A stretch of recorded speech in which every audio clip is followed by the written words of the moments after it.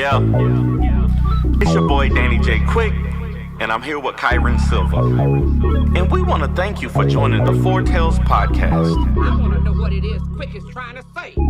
We're about to talk some comics and get a little bit controversial. Everything from indie books to movie deal level commercial. With no rehearsals when we converse to coerce you. And then we do the quick takes and try to get to the person. So join us and get your comic book a few more sales once a week wherever you pod. It's Four Tales.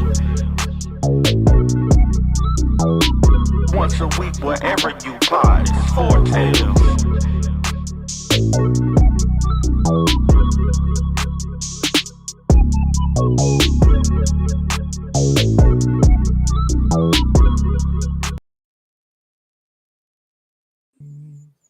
Ladies and gentlemen, boys and girls, children of all ages, Taurus Comics in collaboration with Fourth Wall Production respectfully brings to you the 146th episode of the Four Tales podcast. I am your host, Kyron Silva from Taurus Comics. Across the way, I still can't do that right, is the periwinkle essayist of Aceblade, Danny J. Quick, and together we are your two award-winning Blurred Karma creators here to help you find your next favorite comic. We are live on the Age of Geekdom network via Facebook, Instagram, Kick. Nope, we are not on Kick. We are not on Kick. No, we kick out. So we are not on Kick. No at all. We're never again. Twitch, YouTube, and TikTok. So if you're listening and watching us live, thank you for your support. Don't forget to like, subscribe, share, and view this podcast because all your positive reviews, interactions help us reach a big audience. Y'all suck on Kick. I'm just gonna let y'all know right now. That was terrible last week. I will never ever go back there. Oh my god, what is it about that platform? It just breeds hatred, and I don't know. It's like people just people find a platform that they can say and do whatever they want, and that's just what it is. That's just what it is. Not be humans, basically. Yeah. Oh. That's what it seems like. So how you doing though? I'm doing good, man. This week was a good week, even though it snowed here and the kids were out of school all week except for the day, and I had to feed my children 3 times a day, every day, and they're expensive. I have 4 of them, and I was hoping they were going to be back in school this week, but the thing that you said that happened, what is it? Snow, is that the word you used? Yeah, y'all don't. What is that? Y'all don't get snow out there? I thought it snowed everywhere. Y'all don't get snow? What is the snow? Oh, y'all have that opposite thing, fire. Y'all have fire out there where you are, and we have snow. And thankfully, snow is nowhere near. Well, I can't say it's not as destructive, but at least it doesn't spread. Like the flames do. So our thoughts and prayers are always with the folks still dealing with that damage. Actually, I just saw a comic book store local to me. They're doing an auction to help raise money for one of their customers who has family out there, and it's good to see the community coming together. I mean, if they want to get some money together for me, I need stuff. Yep. Mm-hmm. Yeah. I'm all right. Just been working, trying to get things together. Since I've finished Ballad of the Black Rose, moved on to new projects, and like what? There's other stuff that you do. What? Yeah. What are you working on now? I can't tell you. You could tell me. Like, this is the place to do that. No, I can't. I'll tell you in our secret chat, but I can't say it here because somebody might be watching. Okay. All right. Cool. Yeah, so. I'll take that. Okay. Yeah. But I got some things coming down the line. Hopefully I should be done with this by the end of February. And so I'm assuming it's not a Taurus Comics title because you could tell me that. Okay. All right. Never mind. I'm not saying what it is. Just look out for it is all I'm saying. Okay. Okay, cool. Got you. And I'm still waiting on my logo that you're supposed to be making for me. Oh yeah. Remind me tomorrow. I'll have time. No, I reminded you last week, and you said you'd have no, time, but that was not reminding me. You brought it up while we were doing the show. Can't work on it while I'm on the show. I mean, I could, but how's that? You know what? Let me remind you of something then. Okay. okay. November 2024, Hmm. we were doing our show. We had this thing called the Beam Awards. Do you remember that? Yeah, yeah, Yes. All right. So I'm going to remind you because the guest that we have on today is a winner of the Beam Awards. yes, absolutely. Actually, I think he won a couple different You won categories, too. didn't he? Yeah. Yeah. Okay. But we're going to bring him on because I'm getting aggravated that Danny hasn't got my logo done. And it's been like 3 months now. I did it. I literally, it wasn't 3 months, first of all. Second of all, the day you told me about it, you didn't give me a due date, and I gave you a draft, a rough draft the very next morning. Okay. So, anyways, we're going to bring this man on. He's a writer and artist, talented young man by the name of Tarik Holmes. And Tarik, What's say up, everybody?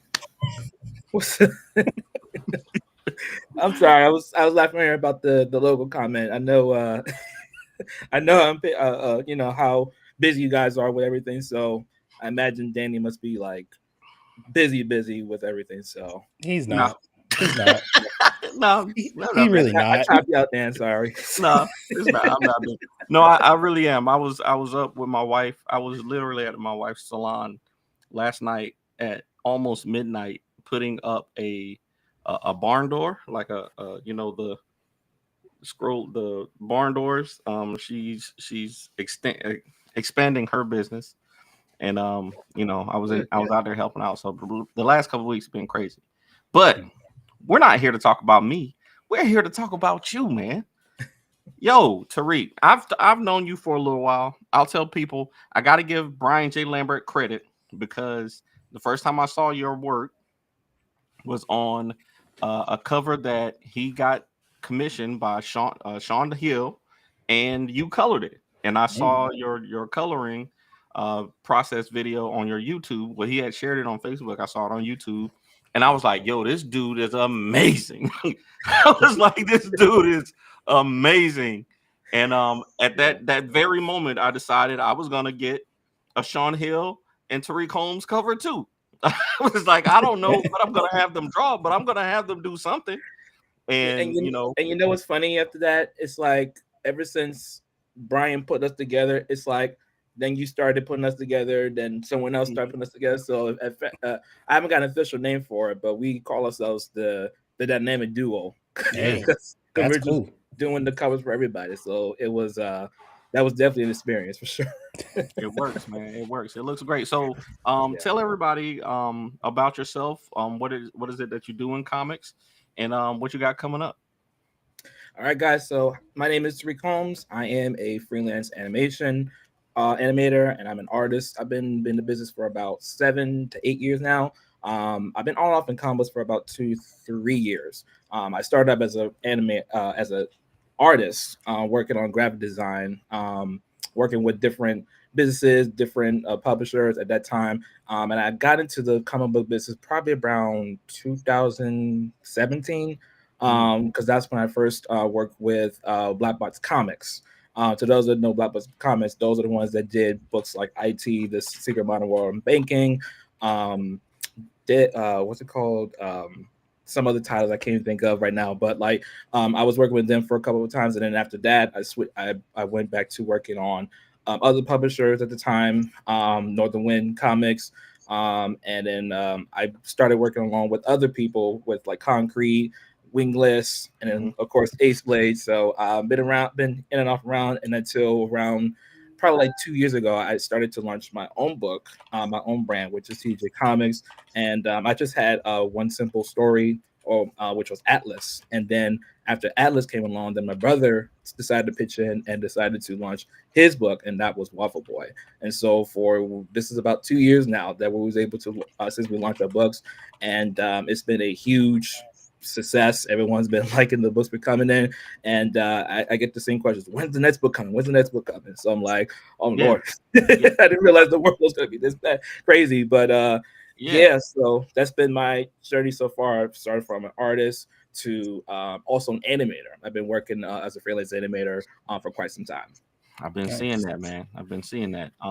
Your work is awesome, man. Like I said, not only did you do that piece for us, you colored. Wait, you did what was the piece that he did for you? He did the Ace Blade #7 variant cover that Sean Damian Hill did, and I wish I would have just grabbed a copy because I have them here.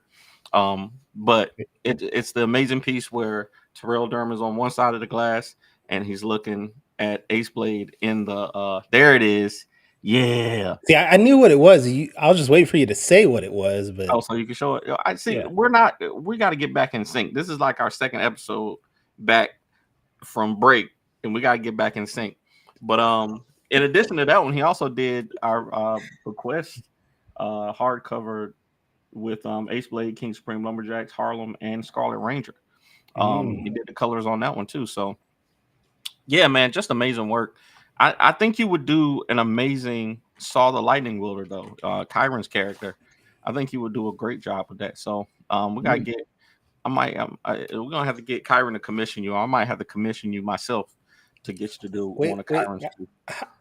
I don't understand how we're gonna use my money for something that's your idea. I said I might commission him myself. I said I might do it myself. I just wanted to make sure, like, you just automatically giving out my money, and I'm like, well, dang, I ain't like you.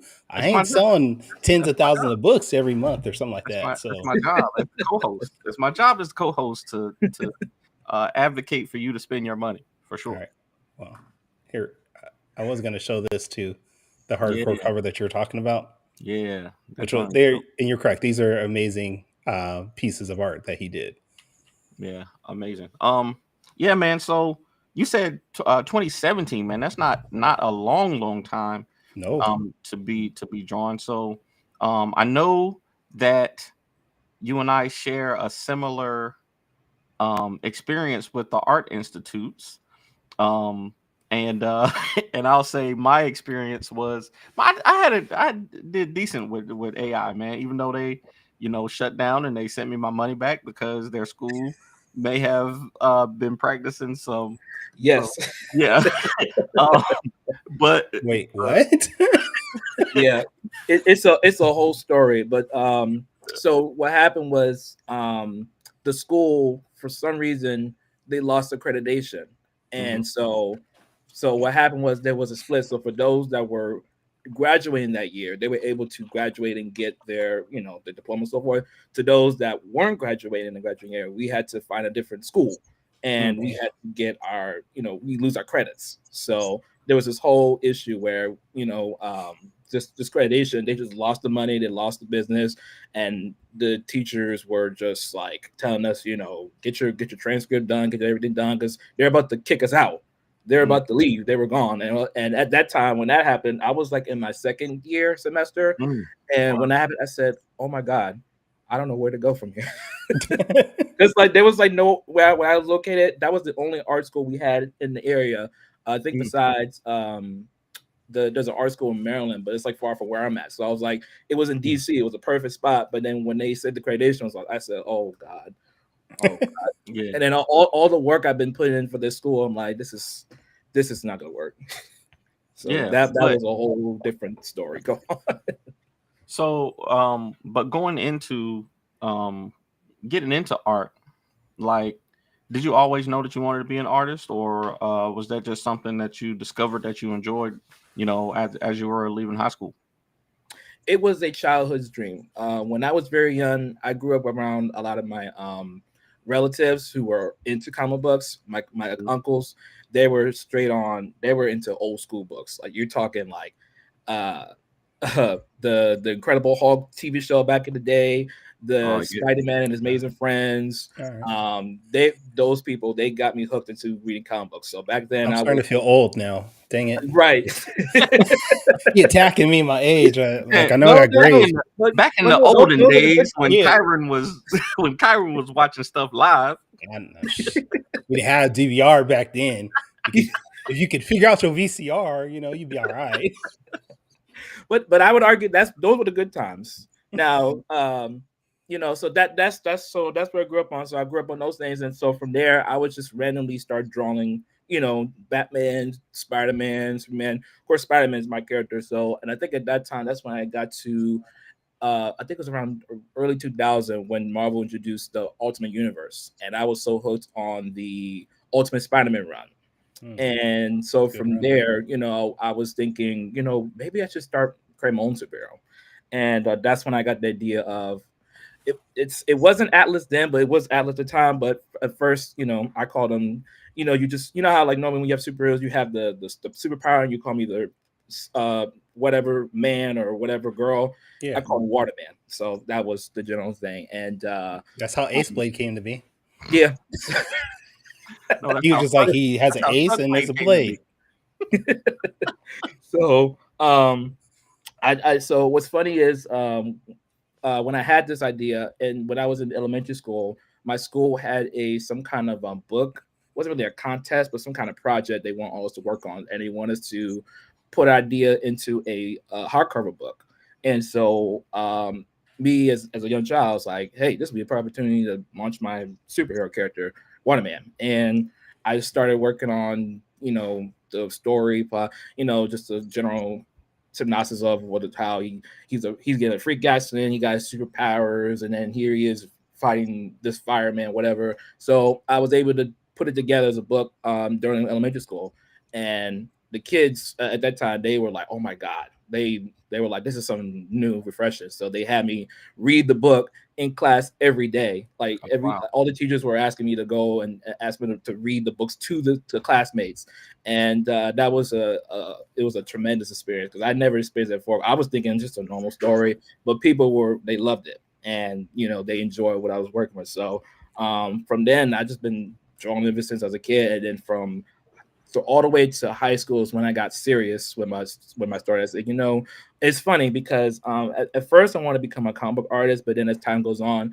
I was also into animation. So back in high school, they had a specials program called the what's it called, IT, information technology, and they had a class for animation. It was graphic design and animation, and they allowed me to work on. At that time, the animators would have they worked with what's that program called? Adobe Flash. Now it's called Adobe Animate. But back then we was working on back in the day. That's what people use. Newgrounds, same thing. That's what the old school people do. So we had Newgrounds, we had Adobe Flash, and that's when I started messing with working on animation and doing this, working on, I think I worked on web designs a little bit as well. So all this stuff, the school taught me as well. And then from there, I told myself, I'd rather just go be an animator because I love the movies, I love the cartoons, I love the shows. Like I said, I've been watching old cartoons since old, and then in the course of stuff, that time the MCU was new. It just came out with Iron Man. What do you consider old cartoons? Wait, no, wait. I got before you answer that, because I'm gonna hurt both our egos right now. You mentioned that you created Atlas, aka Waterman, when you're elementary school. What year was this? I actually have it right here. And did the year start with 2 or 1? This was 2008.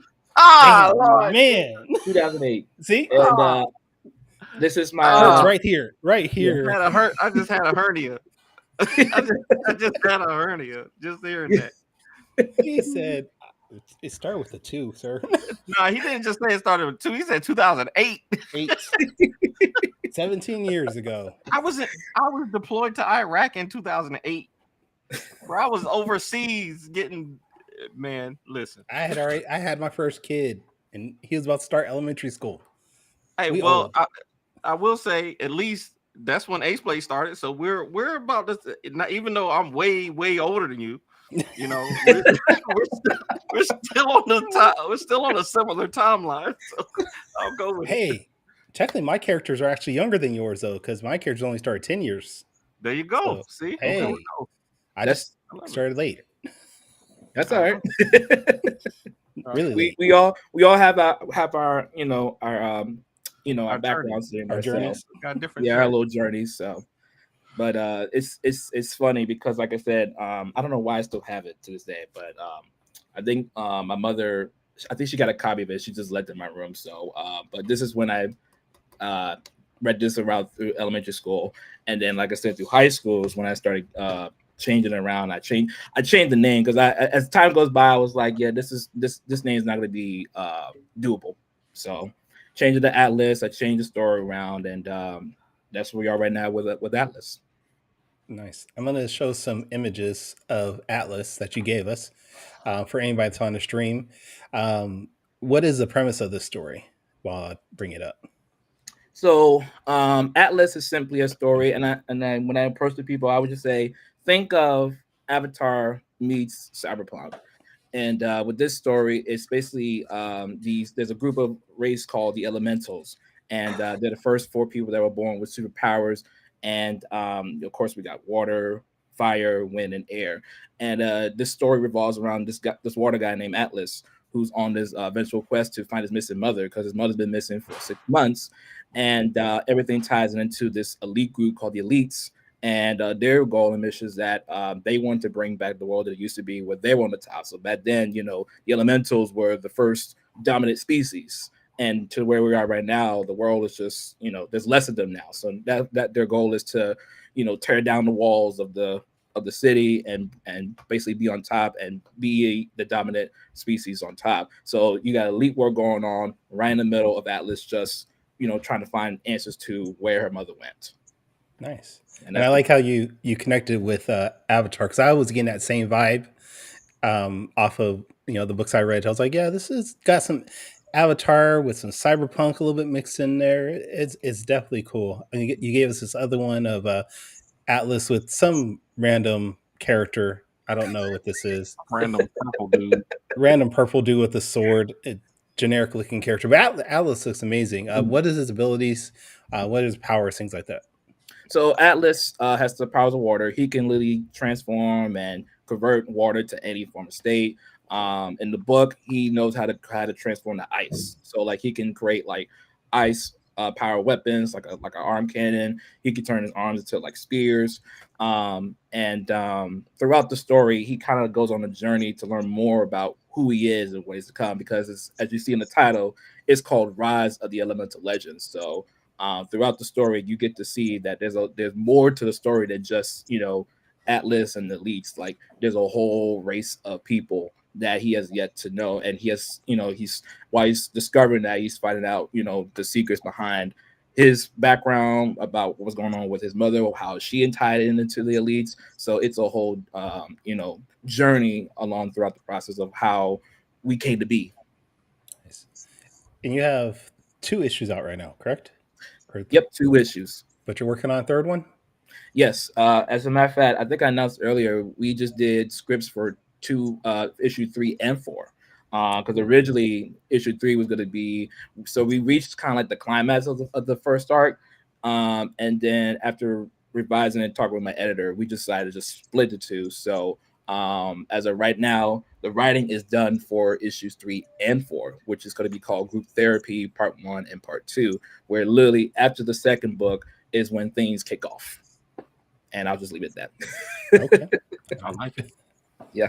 I love it. Okay. So Waffle-Boy, like I heard you say earlier, Waffle-Boy is your brother's story, right? Mm-hmm. Okay. See, I thought it was all you. I remember, when I saw you doing the Kickstarter for it, I was like, okay, I see Tarik got something else kind of dope. And it's a manga, right? His brother's name is Javon. He's the writer and creator. Mm-hmm. It says it on the book, dude. Did you not read the book? I wasn't paying attention, obviously. I've told you thousands of times, Kyron, I do not pay attention, especially when it comes to Kickstarter. If it's a person that I like or if it's an artist that I like, I'm just going to back it, and then I'll read it eventually. I'll get the book, and I'll read it eventually, but I'm just going to get it to support, and then when I read it, I can talk about it online. Okay. To be fair, I'm like that sometimes with Kickstarter. When I just see somebody I know and they're working the book, instead of just going right through the synopsis, I'll just say, you know what, I'll just back it. I'll read it later. That's how most of us do, unfortunately. And again, because we like to support our own. But yeah, we all have those creators that we know we love, and we know that they're gonna come out with some dope stuff no matter what it is. So Yeah. we're gonna get it no matter what it is. Yeah, Mhm. for sure, for sure. All right, Waffle Boy. Sorry, I apologize. Waffle No Boy. problem. So Waffle Boy, it's a very funny story because the idea actually came from my brother, who's 7 years younger than me, and so when he was a kid, he his first thing on the list is he loves waffles, and so he had this idea while he was very young that he wanted a waffle to be a superhero. So um, one time I think it was very young where it was late at night, we would sleep, and then my younger brother was up at night, and then he would put the blanket around his neck, and then he would come blasting through our door saying, "I'm Waffle Boy, defender of syrup." Just late at midnight, and again, it was hilarious. But then at first I was like, "What are you doing up late at night?" But second, it was hilarious because this is something he was passionate about. And so as time went by, when I went to college, when I went to the Arts Institute before the graduation, um, this class had a assignment where we had I think it was like a storyboard assignment where they want us to pitch the idea and kind of write a script around it. And so that for me, that was the prime opportunity to say, I came to my brother and say, this would be a good idea to see whether this would be a good market for people to be invested in. Because the way the story is for Waffle Boy is like it kind of reminds you of Saturday morning cartoons. It's very cheesy. It's very corny. But it's got heart. It's got family and so forth. So I pitched the idea at Art Institute, and I just wrote like a simple script. It wasn't a serious story yet. We were just trying to get the idea out the way, and by the time the script was done and I got through the assignments, I had people read through. I had some colleagues were reading through it, and it said, "Hey, that's a dope story. That would be great to see. Like I could definitely see it as a Saturday night cartoon thing." So from there, I was like, "Okay." So potential right there. People just love some silly cartoons, and they love the idea of waffle. A man, basically just a big waffle dude. And so from there with Waffle Boy, we first launched it as a web comic, and we had our very first Comic Con in, I think it was in Fairfax, Virginia, um, and at that time we just had the web comic, and we just had the Waffle Boy. Atlas wasn't there at the time. Atlas was not finished until later down the line. This was around like 2018, and this is when we went to our first Comic Con, and we just had people go to the table and sign up for the mailing list because we was going to launch it the week after that Comic Con, so that people can start reading the Waffle Boy webcomic, and so we was able to get like lots of people, and and like I said, people come to tell you, they say, "Where's Waffle Boy?" And we're like, just sign for the thing, and we had a lot of people. Some people were just you know people signed up the thing, and then when we launched it up, it blew up. People loved the concept. People loved the stories we were working on, and like I said, it wasn't like a big story until later. It was just like simple little clips of like, here's Waffle Boy going through a transformation. Here's him and his nemesis, French Toast. Here's his friend Andre, and he's building a clock because he'll every time he goes to sleep, he bangs the clock every like 156 time that he bangs it up. So here's him as an engineer. So it was just like little funny clips in there to the webcomic, and then from there, people were just they loved it. They said it was great, it was dope, and so I think down the line, we did like a few web comics, then we stopped it because I think I told my brother we should definitely do this as a full blown comic because especially in the market right now, because it reads like a manga as well too. But the fact that there's a lot of the superhero stuff nowadays, it's either serious or greedy at times, or it lacks like the fun and the charm and the family thing. So I was thinking this would be a good market for us to not only create something that's silly and funny, but something that will stand out to reach a audience, of all age. It's not just for kids, but for if the adults, want to get a good laugh here too. This was a great time for us to launch it because there's not really many books like Waffle Boy that's very funny and not super serious, corny, so forth. So we was able to uh, work on the script, work on the first issue, and get it out in the run. And so this year, or sorry, last year, that's when we launched it out.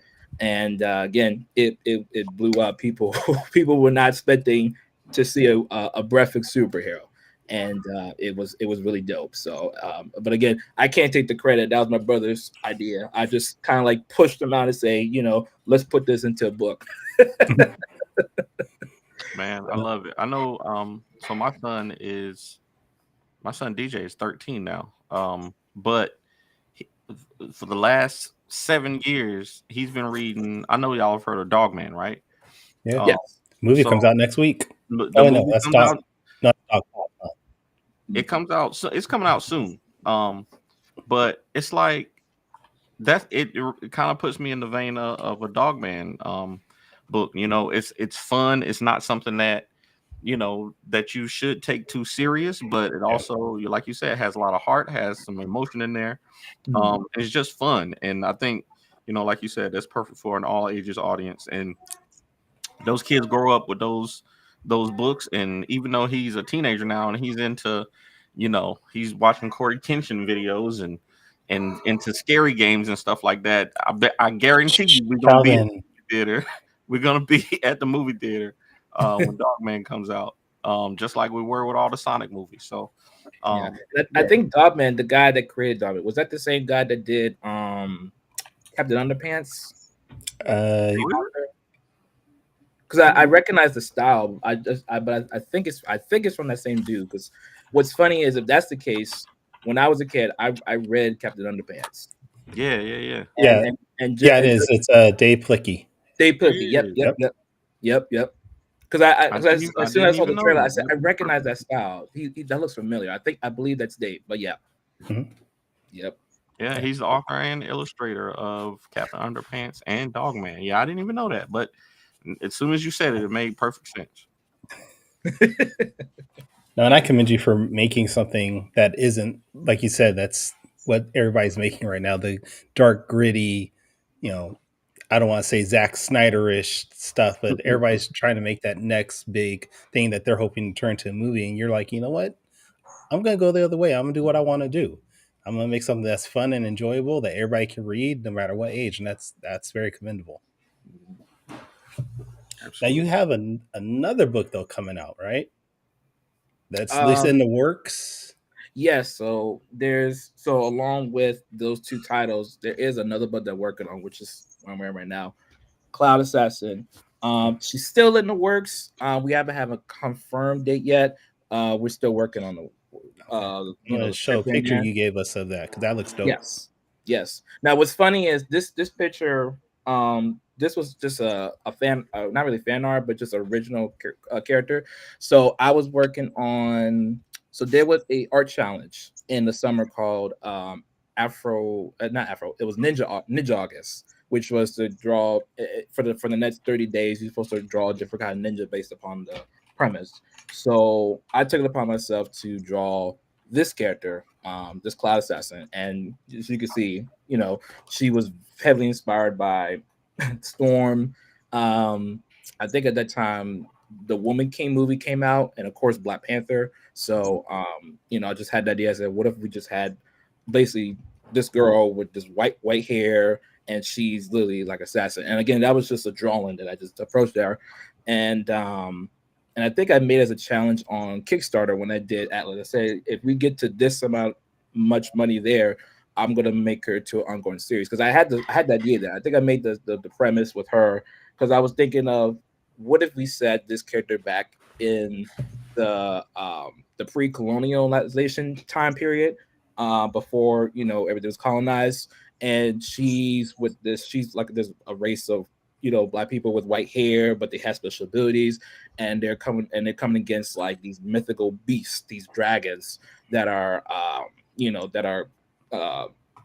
taken by these like this Yakuza combination. So that was just the idea that I put out when I made the picture. And so I put it on Kickstarter. I said, guys, if you want this to happen, let's blow it up. And so we reached that milestone and Kickstarter. And again, people were just blown by it. They said, "Wow, this is definitely something." And so with Cloud Assassin, that's something that I want to take my time with because this one I definitely want to touch with the deep roots of some of the African nations, especially back in the day with Ghana and some of the ancient African countries that we may not know of, along with especially Japan. So I kind of want to do like an African versus Japan mythologies. So that is the premise of Cloud Assassin that we're working on. But I promise you that there'll be some information coming on next year, not this year, but 2026. I believe, didn't you do a animation of her a while back? Yes, I did. I did a short animation clip of her just to show. You mean this animation of her? See, we right there. Kyron, come on now. I got you. That's it.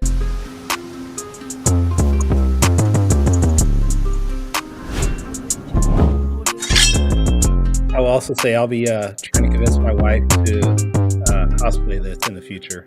Hey, there you go. Yeah. Yeah, man. That's the one that I saw when I reached out to you about animation prices, and I was like, yeah, that sounds about right. I said, yeah, that I understand it now. Yeah. I understand it now, but it's definitely worth it. It's worth it though. Yeah, for sure. Thank You do you. amazing work, man. It's great. All right, Kyron, is it time? I'm ready when. Ooh, wait, I'm not 100% ready. Okay, well, Stall for like 20 seconds. 20 seconds? What you want me to do for 20 seconds? I don't know. Just make up something. So, what indie books do you want to work on, or do you have any? All right, I'm ready. I'm ready. Oh, there it is. There. I was trying. I thought you'd be able to do that. My bad.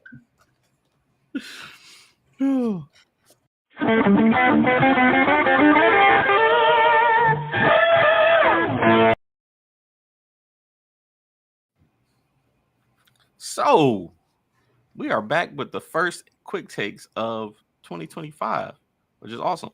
I didn't give you quick takes last week. No. Did you? I don't think so. Oh man. Okay. I don't think so. So we had to rewind it. So, if you've never seen the show before, Quick Takes is a rapid Q&A session where we grill our guests on their deepest, darkest secrets from the internet. We're just going to ask you some questions to get to know you a little bit better. And as you see, you got 45 seconds to answer each question. So, question number 1, and this should be an easy one for you. I want to know, in the best breakfast that you could have, would you have pancakes, French toast, or waffles? Okay. I would have waffles. Just waffles. If do I have to do like a top 3? Yeah, give me the top 3. Okay. Rank the 3. So waffles first, pancakes, and then French toast. Oh, now wow. I do like French toast, but I will put them as the low tier because pancakes and waffles are kind of like, in between. So, but waffles definitely number 1. So you heard it first. Tarik thinks that waffles are a lot better than pancakes, and French toast is basically garbage. He's okay with it, but it's garbage. What he said. Tarik hates French toast. That's what I got out of that. That's what I heard. That's what I heard too. Okay. Oh, somebody write in the comments. I'm a French toast hater. Terrible. Tarik hates the French. That's what we're getting at. Okay. Question number 2. Our French audience, by the way. Question number 2. And this is more of a statement than anything. But did you know you look just like your mother? I did. I had. It's funny. I'll do a quick story, but yes, I do a lot like my mother. And the reason why is because there'd be a couple times when me and my mother would go together, like for like lunch or something, and we'd get approached by people saying, is that your husband? Is that your brother? So and so. Like they because we look so alike that they apparently, we're siblings, or we're either way, we're either siblings or husbands and wives, either or. Yeah, Which man. I'll take it. I was scrolling through your pictures, and I was like, I thought it was your sister, but I saw I saw the white church hat, and I was like, oh, it's got to be his mama. It's got to be. That's Shout a out, compliment to the mom, though. yeah, Definitely true. yeah. Shout out to My mom was like, hey, because like we had this one person that came to me and said, would you like to pass a check to your husband? And my mom's like, yeah, sure, pass it down. well, shout out to Mama Holmes. Shout out to Mama Holmes. That's dope. That's dope. All right. Question number 3, and we already talked about this a little bit, but I'm gonna ask you again. Like I said, we shared the experience of the art institutes, and I say I learned a lot during my time there. That's where I got my graphic design degree from. I learned a lot. The classes were good and everything. It's unfortunate what happened with accreditation, but I would ask, do you think that you've learned more in your time in school? Did that inspire you to keep going, or just your experiences, as an artist? Which one, is more impactful to you now as an artist? It's a good question. I would say my school would help me prepare for the experience, because with school they taught me a lot of the industry stuff that I haven't learned. So a lot of what the so like with Artist Institute, it taught me the animation industry, how they work, what are the what how production works, and that kind of like gave me an idea of how to progress throughout the experience. So I would say school for sure definitely progressed me into where I am right now, where I know how the industry works and I know what the standards are and so forth. Absolutely. Shout out to Shout out to mom in moms. the I knew comments. that. Shout out to Mr. Shout Tia. out to mom. Shout out to Mr. Tia Holmes in Hi, the Mom. comments. I hope you're proud. I hope you're proud of your boy. She I don't is. know. I don't know how long you've been watching, but we love his work, and he's gonna do great things. So, question number 4. Now I'm gonna make you make a hard decision. Okay. God. Question number 4. You, from this point forward, can never do another Atlas book, another Waffle Boy. You can never finish Cloud. You can never do another indie project. But you get to pick one mainstream project to do for the rest of your life. What do you pick and why? That's a good question. I think I would do probably Static Shock. Because I feel like Static Shock doesn't get enough recognition and a lot of Now, are we attention. saying Static Shock the cartoon? Or Static the comic book? Oh, I like both of them for equally different. Static Shock is just the cartoon. That's why I'm. No, okay. Stop. No, Kyron. There is a Static Shock comic book too. There is a Static Shock comic book. Nope. It is Milestone Static. Milestone Static. They did have a Static Shock comic book also. Yeah. Was that after the cartoon or before? That was the new. That was the new 52 relaunch, but then they changed it back to Static. It's definitely after the cartoon, but there was a brief Static Shock comic book. Yeah. So the transparency, I had to choose between Static and Spider-Man, but I didn't choose Spider-Man because, unfortunately, the way the current market is right now with Spider-Man which is why I don't want to get involved, because I imagine how frustrating can be with a lot of the issues going on with the story. I feel like with Static, you have a little bit more flexibility with what to do with the characters, since especially recently, Milestone Static is definitely one of the iconic books out there, and people starting to love it. But I definitely will work on Static for sure. For sure. Yeah, I think that'll be dope, man. I think a lot of people would love to see Static more. They've made Static a little more gritty in the recent Milestone books. Even the Joe Illich run. I don't know if y'all are reading Shadow Cabinet right now, but the Joe Illich book, Static is a little dark. He's a little dark in there. It is kind of dope. The original Milestone run was a little dark in itself too, though. That's very true. It was. So, But yeah, I would love to see that, man. I would actually love to see you do some static artwork, man. That'd be dope. But anyway, all right. So question number 5. Now I have another show called Top 5 Live where we do a top 5 list every week. That's a show with me, Javon Stokes, Morgan Iverson, and Justin Thornton. So what I like to do on this show is give our guests a top 5 list to do right off the top of their heads. Okay. Now, if I'm not mistaken, you and I share another commonality. You're a fan of Star Trek, right?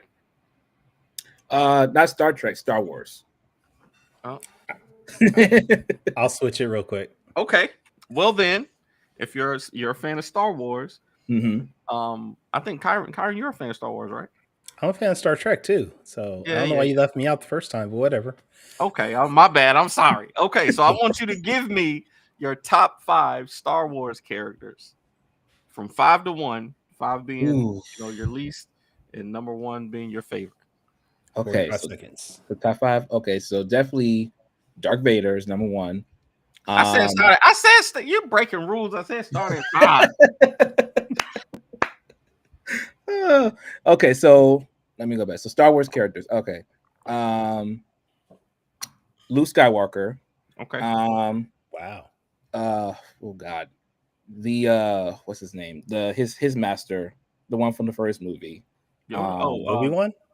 Obi-Wan? Obi-Wan's master. Yeah. Oh, Obi-Wan's Qui-Gon.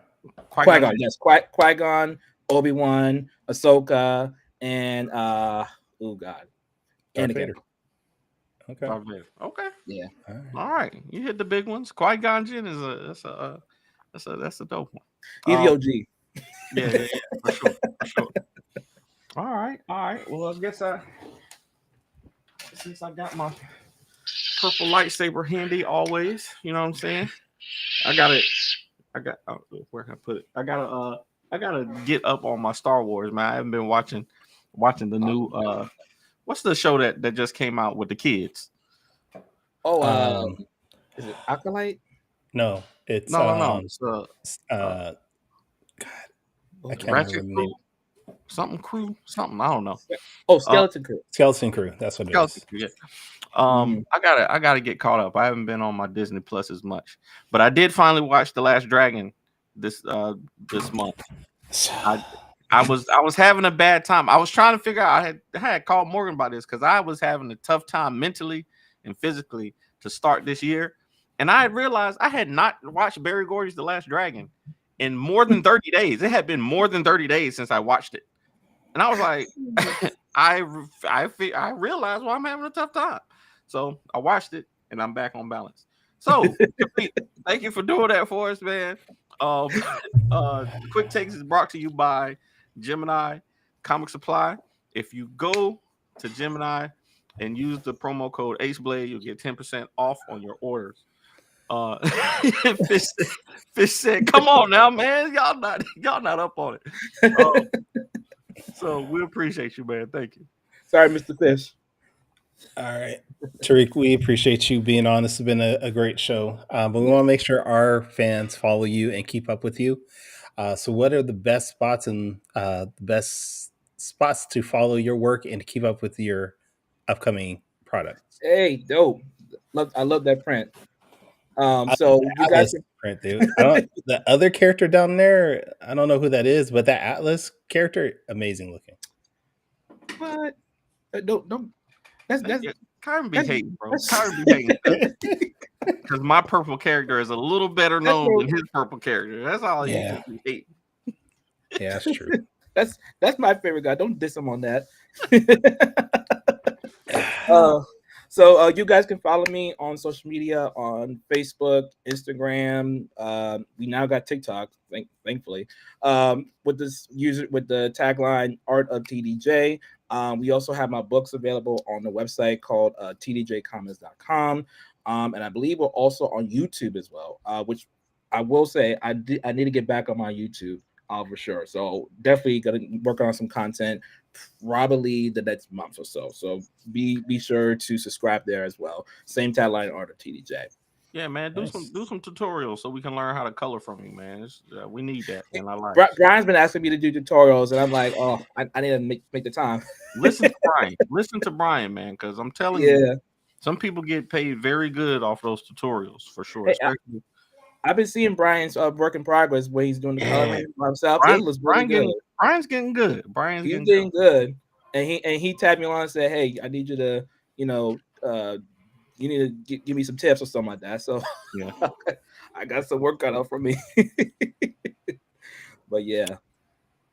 All right, Danny, where can people check out your work? Y'all know me. The best place to go is fourthwallpros.com. And if you want to follow me on social media, it's at the AceBlade on all social media platforms. Also, check out AceBlade number 9. It's coming to Kickstarter very soon. Just go to Kickstarter and search for AceBlade, and you will find it. Kyron, where can people find you?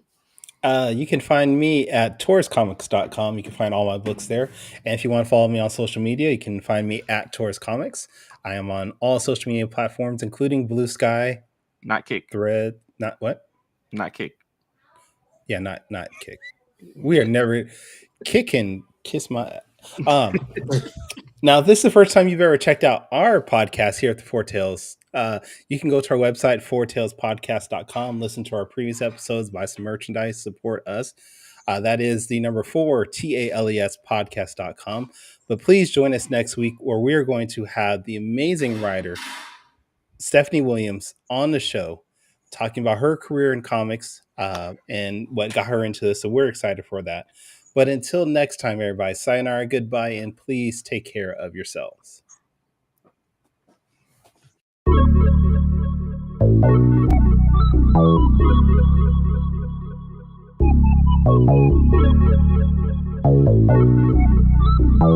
want to know what it is Quick is trying to say.